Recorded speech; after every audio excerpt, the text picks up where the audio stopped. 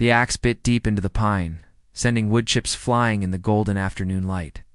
Tom McKinnon wiped the sweat from his weathered brow, his calloused hands gripping the handle with practiced ease. At 42, he had spent the better part of 2 decades cutting timber in the vast Wyoming territory, his only companions the whisper of wind through the pines and the occasional cry of a hawk circling overhead. Before we begin, we'd like to ask you to tell us your name and thidey you're watching from. We love getting to know our audience. Also, please don't forget to give this video a like, share it with others, and subscribe to our channel. That way we can keep bringing you more stories like this one. The sun hung low on the horizon, painting the prairie in shades of amber and rust. Tom shouldered his axe and began the familiar trek back to his modest cabin, nestled in a grove of aspens near the creek. His boots crunched rhythmically on the dried grass, the only sound breaking the evening stillness. This was his world. Solitary, predictable, safe from the complications that came with human company. He had chosen this isolation deliberately. After losing his wife Sarah and their infant son to fever 8 years prior, Tom had fled civilization, seeking refuge. In the wilderness where memories couldn't ambush him around every corner, the work was hard, the loneliness crushing at times, but it was honest labor that kept his hands busy in his mind from wandering to darker places. As he crested a small hill overlooking the valley, something caught his eye. In the tall grass about 50 yards to his left, at first glance, it appeared to be a fallen log or perhaps a deer carcass. But something about its positioning seemed unnatural, deliberate. Tom paused, every instinct telling him to continue home. He had learned long ago that curiosity in this untamed land could lead to trouble. Apache raiding parties still moved through these parts, and tensions between settlers and the native tribes ran higher than ever. The smart thing would be to keep walking, but the shape nagged at him. As the wind shifted, carrying with it the scent of sage and something else, something that made his stomach clench with recognition.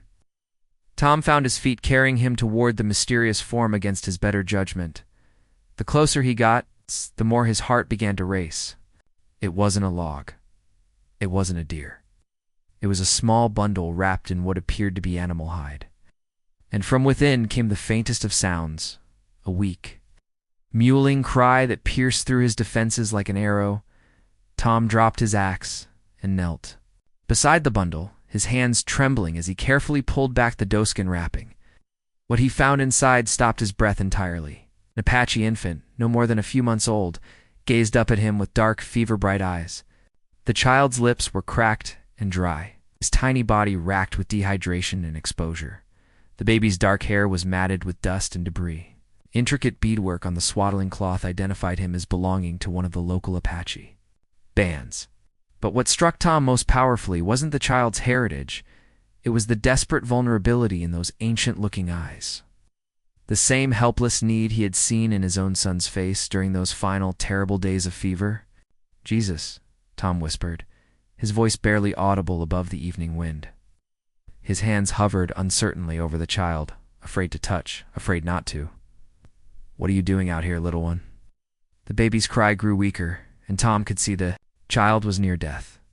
Dehydration, exposure, possibly days without nourishment. It was a miracle the infant had survived this long. Tom's mind raced through possibilities. Had the child been abandoned? Lost during a raid or flight? Was this some kind of trap? But as he looked down into those fading eyes, all tactical considerations fled his mind. This wasn't an Apache baby, or a white baby, or any kind of political statement. This was simply a dying child, no different from his own son had been. The same fragile mortality, the same desperate need for protection and care. Tom's hands moved without conscious thought. Gathering the small bundle against his chest, the baby's skin was hot with fever, and he could feel the rapid fluttering heartbeat against his palm. Time was running out. "All right, little fighter," he murmured, surprising himself with the tenderness in his voice. "Let's get you home." He stood and began the hurried journey back to his cabin. Tom McKinnon had no idea that this single moment of compassion would challenge everything he thought he knew about himself, his community, and the complex web of hatred and fear that defined life on the frontier. The sun dipped below the mountains as man and child disappeared into the gathering darkness. Two unlikely souls bound together by circumstance and the ancient human instinct to protect the innocent. Tom's cabin felt smaller than ever as he laid the Apache baby on his rough-hewn table. The child's labored, breathing the only sound in the lamplight. His hands, so steady with an axe, trembled as he examined the infant more closely. The fever was worse than he'd initially thought, and dark circles under the baby's eyes spoke of severe dehydration. Moving with urgent purpose, Tom heated water over his wood stove and began the delicate process of getting liquid into the child. Using a clean cloth, he dripped water slowly onto the baby's parched lips, watching with relief as the tiny tongue moved to accept the moisture. It was painstaking work, but gradually the infant began to respond. "That's it," Tom whispered, his voice gentle in a way it hadn't been for years. "Small sips now. We've got all night." As he worked, memories flooded back unbidden. Nights spent tending his own son during that final illness, the helpless desperation of watching someone so small fight for life. Sarah's hands working alongside his, her quiet strength holding their family together, even as it crumbled. The weight of those memories should have crushed him, but instead, they guided his hands with practiced certainty. The baby's fever began to break near midnight. Tom had fashioned a makeshift cradle from a wooden crate, lining it with his softest blanket. As he watched the child's breathing steady and deepen, he found himself really looking at the infant for the first time since the rescue. The beadwork on the swaddling cloth was exquisite, tiny blue and white patterns that spoke of loving hands and cultural pride. This child hadn't been carelessly abandoned. Someone had wrapped him with ceremony and intention. But then why was he alone on the prairie? Tom's contemplation was interrupted by sounds outside, the distant rumble of hoofbeats approaching fast. His blood ran cold as he recognized the rhythm of multiple horses moving at speed. In this remote location, late-night visitors usually meant trouble. He quickly extinguished the lamp and peered through his single window. 4 riders emerged from the darkness, their faces grim and purposeful in the moonlight. Them immediately. Carl Brennan, the town's self-appointed militia leader.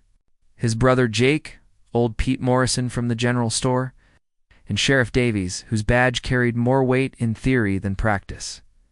McKinnon. Carl's voice cut through the night air. "We know you're in there. Come out peaceful and we can talk." Tom's mind raced. How could they possibly know about the baby? Then he saw Jake holding something up, his axe, abandoned at the discovery site. They must have found it and tracked him back here. The infant stirred at the sound of voices, and Tom quickly moved to comfort him. The irony wasn't lost on him. Here he was, a white man hiding an Apache child from other white men. In the current climate of fear and suspicion, harboring an Apache infant could be seen as anything from treason to collaboration with the enemy. "McKinnon?"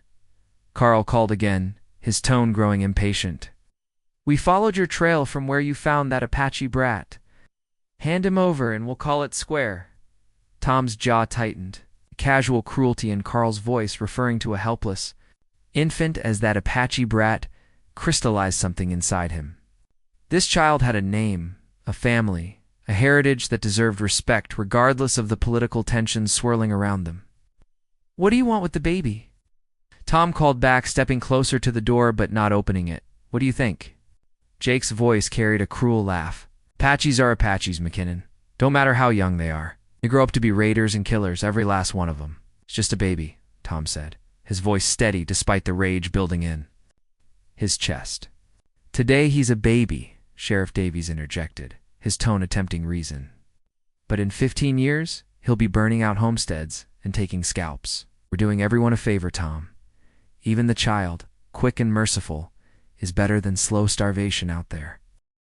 The casual way they discussed murder, infanticide, as a mercy made Tom's stomach turn. These were men he'd known for years, men who attended church on Sundays and kissed their wives goodbye each morning. Yet here they stood, ready to kill. A helpless child based solely on his heritage. Tom looked down at the sleeping infant, so small and vulnerable in the makeshift cradle. The baby's face was peaceful now, fever broken, tiny fist curled against his cheek. In that moment, Tom saw not an Apache or a future warrior, but simply a child who needed protection. "I can't let you have him," Tom said quietly, but his voice carried clearly in the still night air. The silence that followed was heavy with implications. Tom heard the creak of leather as men shifted in their saddles, the soft whisper of weapons being readied. "Tom," Carl's voice carried a new hardness. "You're a white man. These are your people. Don't make us do something we'll all regret." "People," Tom repeated, tasting the bitterness of the words. "My people don't murder babies in their sleep." As he spoke, Tom moved quietly through his cabin, gathering supplies with practiced efficiency. If they were determined to take the child, they'd have to come through him first. And if that happened, he needed to be ready to run. The confrontation building outside his door would force Tom McKinnon to choose between the safety of conformity and the dangerous path of doing what he knew was right. In the unforgiving wilderness of the American frontier, that choice would define not just his own fate, but the life of the innocent child sleeping peacefully in his care. The tension outside. Tom's cabin stretched like a bowstring ready to snap. Through the window, he could see Carl Brennan dismounting, his hand resting meaningfully on his sidearm. The other men remained mounted but alert, forming a loose semicircle around the cabin's front entrance. Tom's mind worked quickly, cataloging options and escape routes. His cabin sat with its back to the creek, dense woods on two sides. If he could make it to the tree line with the baby, he might have a chance. But first he needed to buy time. "Tom, be reasonable," Sheriff Davies called out, his voice carrying the authority of his office. "This isn't just about the baby anymore. You're harboring what some folks would call enemy property. That's a serious charge in wartime." "Wartime?" Tom's voice carried genuine surprise.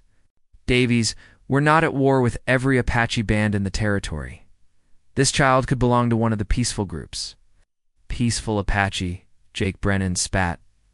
"That's what they said about the band that hit the Peterson place last month. 3 dead, including little Emma Peterson. You want to explain to her parents why you're protecting the enemy?" The mention of Emma Peterson hit Tom like a physical blow.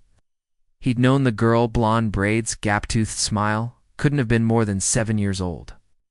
The attack on their homestead had shaken the entire community, fueling the kind of blind hatred that made rational conversation impossible. But as Tom looked down at the sleeping infant, he couldn't reconcile the tiny, helpless form with the violence that had claimed Emma Peterson. This child hadn't killed anyone. This child couldn't even lift his own head. "This baby had nothing to do with the Peterson attack," Tom said firmly. "He's barely 3 months old." "His father might have," Carl replied coldly. "His uncle, his older brothers. Apache blood is Apache blood, McKinnon. You of all people should understand that." The reference to Tom's own losses, clearly intended to manipulate him into compliance, instead hardened his resolve. Sarah and little James had died of fever, not violence, but the grief was no less real. If anything, that grief gave him perfect clarity about what mattered, protecting innocent life, regardless of the cost. Tom moved to his gun cabinet, the sound of the lock clicking open clearly audible outside. The response was immediate. He heard the distinctive sound of hammers being cocked on multiple weapons. "Easy, Tom," Davies called out, his voice tight with tension. "Nobody wants this to get ugly." And right away Tom replied, checking the load in his rifle. "Pretend you never found me. I'll take the baby far from here, somewhere he can grow. Up safe. You'll never see either of us again. Can't do that." Carl's voice carried finality. "Too many people know we rode out here. We go back empty-handed. Questions get asked. Accusations get made. Maybe some folks start wondering if we're soft on Apaches ourselves." Tom understood the political calculation behind Carl's words. In a community gripped by fear and suspicion, showing mercy to an Apache child, even an infant, could be seen as collaboration. His men weren't just protecting their community. They were protecting their own reputations and positions of power. The baby stirred in his makeshift cradle, making the soft mewling sounds that had first drawn Tom's attention on the prairie. Without thinking, Tom moved to comfort him, one hand gently stroking the infant's dark hair, while the other maintained its grip on his rifle. "You hear that?" Tom called out to the men outside. "It's what you came here to kill. A baby who's scared and hungry and doesn't understand why strange men are shouting in the dark."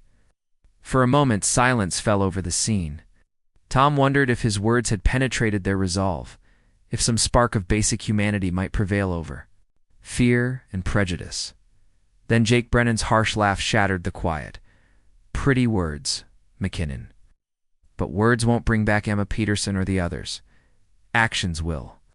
Tom heard footsteps approaching the cabin door, slow, deliberate, inevitable. His time for peaceful resolution had run out.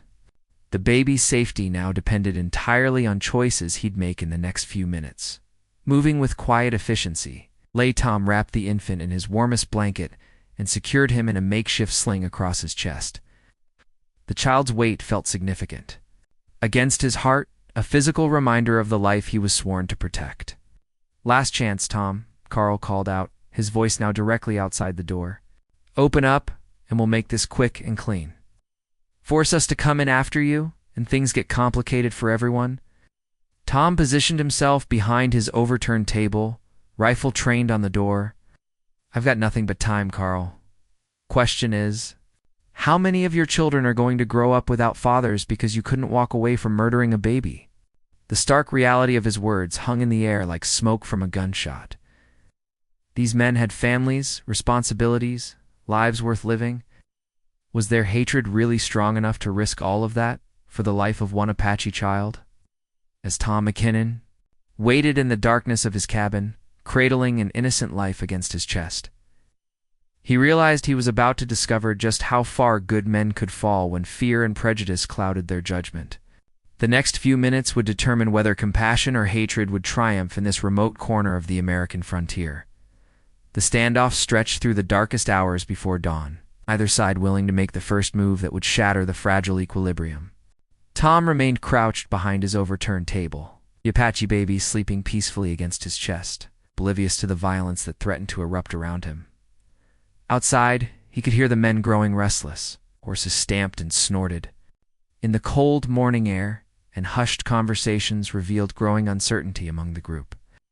What had seemed like a simple task in the emotional heat of the moment was proving far more complicated as reality set in. "Carl," he heard Pete Morrison whisper urgently. Martha's expecting me home for breakfast. How long are we going to sit out here?" "As long as it takes," Carl replied. But Tom detected a note of doubt in his voice. "McKinnon's got to come out eventually." "Sheriff." Davies moved closer to the cabin, his voice carrying the weariness of a man who'd seen too much violence in his years wearing the badge. "Tom, I've known you since you first came to this territory. You're a good man who's been through hell. Don't let grief make you do something stupid." Tom considered Davies' words carefully. The sheriff wasn't wrong about the grief. It had shaped every decision Tom had made for the past 8 years. But this wasn't about his dead son or his lost wife. This was about the living child whose heart beat steadily against his own. Tom called back, his voice steady and clear. "You've got children?" A pause. "You know I do. 3 of them." "Then you understand," Tom said. "You understand that some things matter more than politics, or fear, or what the neighbors might think. Some things you protect, no matter the cost." "This isn't your child, Tom," Davies replied, but his voice lacked its earlier conviction. "No," Tom agreed, "but he's someone's child. Someone wrapped him in that beautiful beadwork. Someone sang to him. Someone loved him enough to give him the best chance at survival they could manage. That love doesn't stop mattering because of the color of his skin or the language his people speak." As the first pale light of dawn began to creep across the prairie, Tom heard something that changed everything, the sound of more horses approaching from the east. His heart sank, thinking reinforcements had arrived for the men outside his cabin. But as the riders came into view, Tom realized these weren't townspeople. 3 Apache warriors sat their horses at the edge of the clearing, their weapons visible but not raised in immediate threat. They must have been tracking the child, following some trail invisible to white eyes. The tension in the air became electric. Carl and his men wheeled their horses to face this new threat, caught between the cabin and the Apache riders. Through his window, as both groups sized each other up, calculating odds and possibilities, the center Apache warrior, an older man with silver threading his black hair, called out in heavily accented English, "We come for the child, no one else. Needs to die today." "Over my dead body," Carl snarled, raising his rifle toward the Apache warriors. But Sheriff Davies surprised everyone by holding up his hand. "Wait," he urged his horse a few steps forward, positioning himself between the two groups. "How do we know this child belongs to you?" The older Apache warrior reached slowly into his pouch and withdrew something small, holding it up in the pale dawn light. Even from a distance, Tom could see it was a piece of beadwork that matched perfectly the pattern on the baby's swaddling. "Cloth. His grandmother's work," the warrior said simply. "My grandson was taken during the attack on the Peterson farm, not by us, by soldiers who thought all Apache the same. The child was lost in the confusion when we tried to retrieve him." Revelation hit Tom like a physical blow. The baby hadn't been abandoned at all. He'd been caught in the crossfire of the very violence that had claimed Emma Peterson, an innocent victim of the cycle of revenge and retribution that plagued the frontier. "You're lying, Jake Brennan," accused, but his voice lacked certainty. The Apache warrior's eyes flashed with anger, but his voice remained controlled. "I do not lie about my own blood. The child bears the mark of our clan."